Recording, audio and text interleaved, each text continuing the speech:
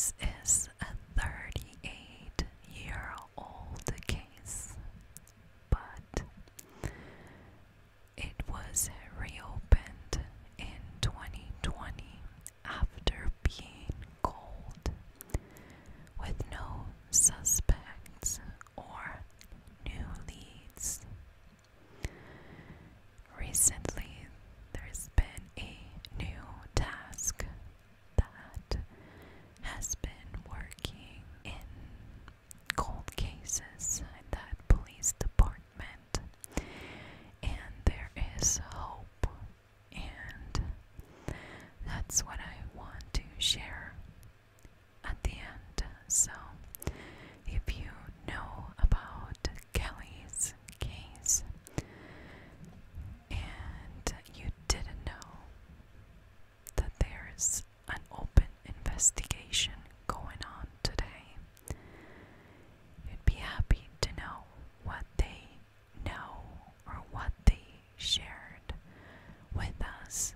That gives us a bit of hope in a very cold case. Fred and Rachel Bergh had a big family. They had 3 daughters, 1 son, and 1 foster child. They were pretty busy, and they were kind of a very united, very family oriented kind of people.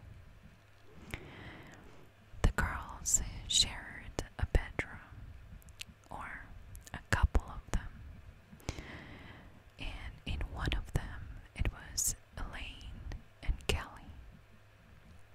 Now, Elaine described Kelly as fearless, bold, and overall very secure kind of girl who was not afraid of anything.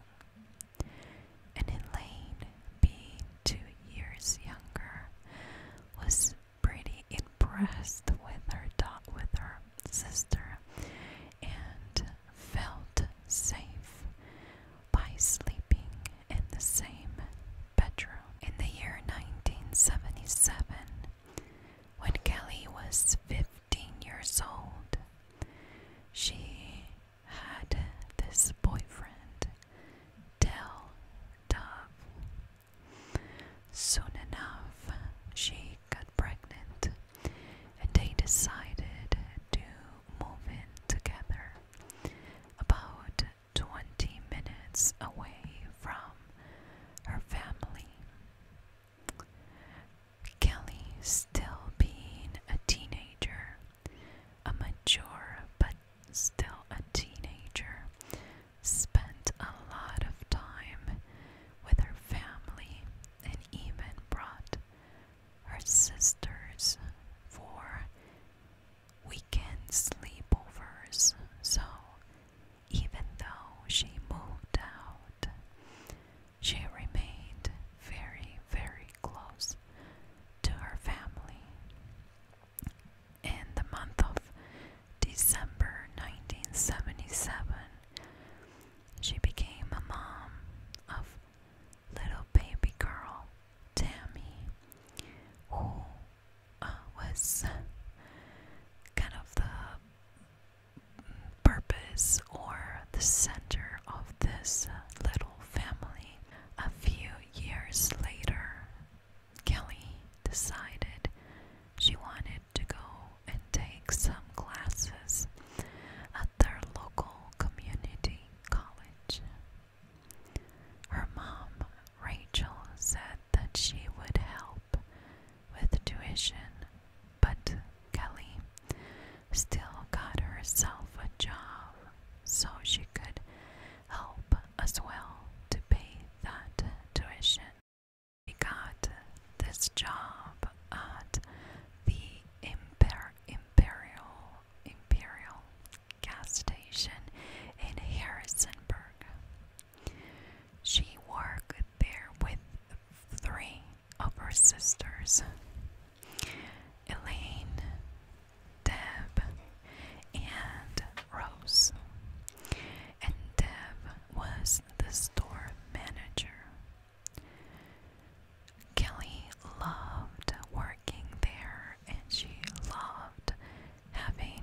sister as her manager.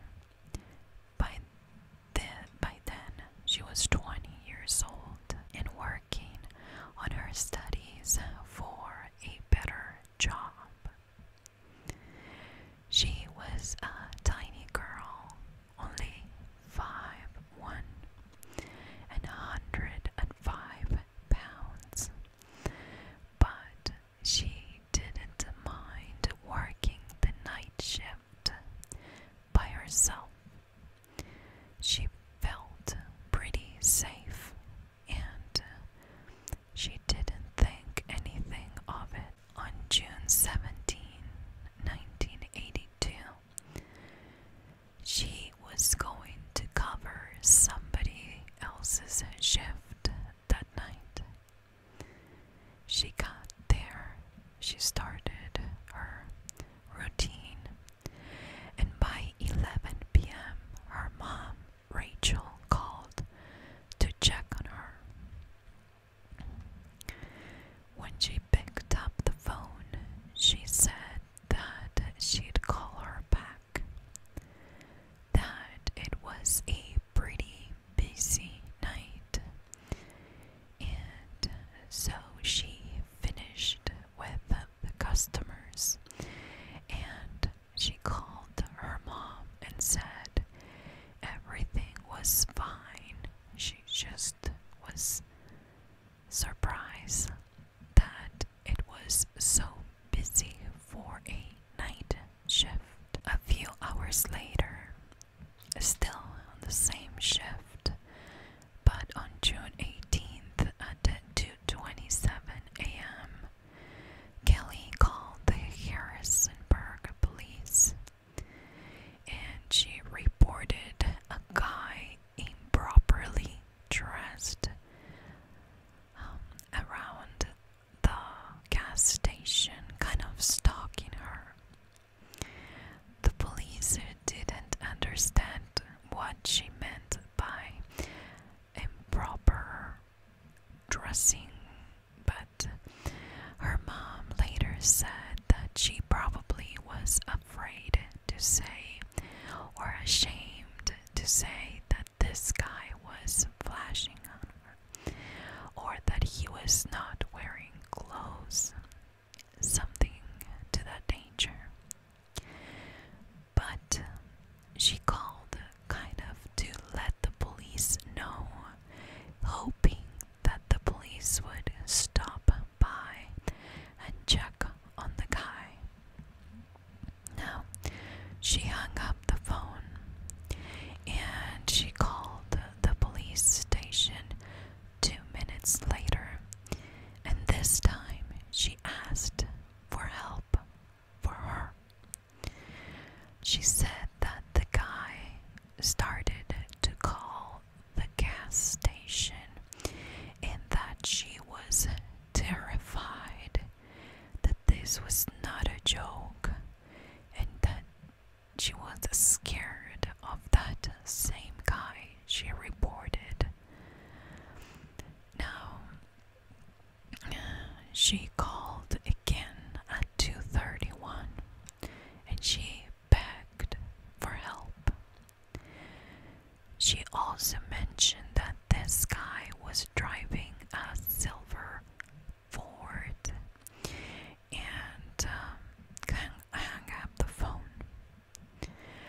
When the police got there, it was shortly after the last call that she made, and they couldn't find Kelly. When they checked inside the store, it seemed like she left willingly, because there were no signs of struggle or anything pointing to the scenario of somebody taking her outside by force. However, after the 3 calls that the police received, it was pretty clear that this was an abduction. However, he might have lured her outside, or maybe she went after not seeing the guy, or maybe he did something dangerous and she got out of the gas station, and that is how she got out by herself. They were not sure, but they called her family, the Berghs, and they all went and helped search for Kelly. Her mom was terrified, and she even went into this field behind the gas station looking for Kelly. The mom even listened to the I guess phone calls to the police department, and she said that she knew her daughter was terrified, but police had no leads, no suspects, and no evidence. If something like this, happened today in 2020, there are so many cameras inside a gas station that you wouldn't be able to just, get away with it, or at least, your face would be on every news media outlet because of how high tech they are, and zooming and all of those things that seem today very, obvious, but back then, Kelly vanished. There's no trace of her, and no idea who was that guy, or who could have taken her. On July 2020, there was an article that explained that a new force was created at the Harrisonburg Police Department, and that they had some fresh evidence that reopened the case of Kelly Bergh-Dove. I read in that article something about DNA and a missing piece of a puzzle. They also mentioned that, now looking back, there were more girls that vanished from a gas station working the overnight shift in Virginia. So I feel like it's a combination of things that they are kind of going with as new developments, because now they have a pattern, and they didn't say or haven't mentioned the names of the other girls, but I wonder if maybe they know about a girl that was taken, and they have a guy that took her, and now they're trying to see if he or some kind of organization that guy was related with took the other girls, including Kelly. Now, those are my conclusions after reading that article, because again, it mentions other girls vanishing the same way. It mentions new DNA, and it mentions a piece of the puzzle still missing and needing people to come forward and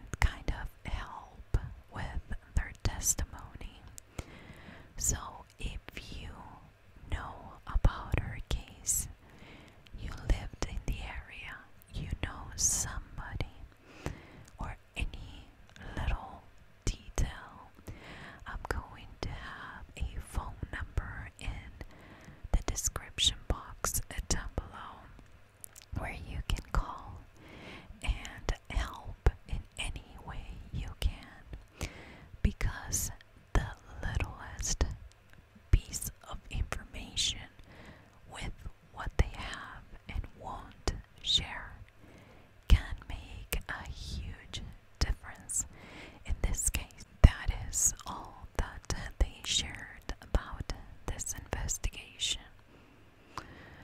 If you're wondering about the Bergh family, well,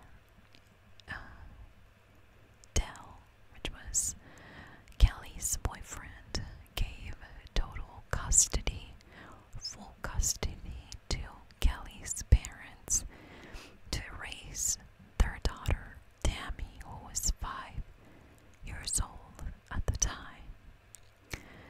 The Bergh family never gave up and continued to look even 38 years later.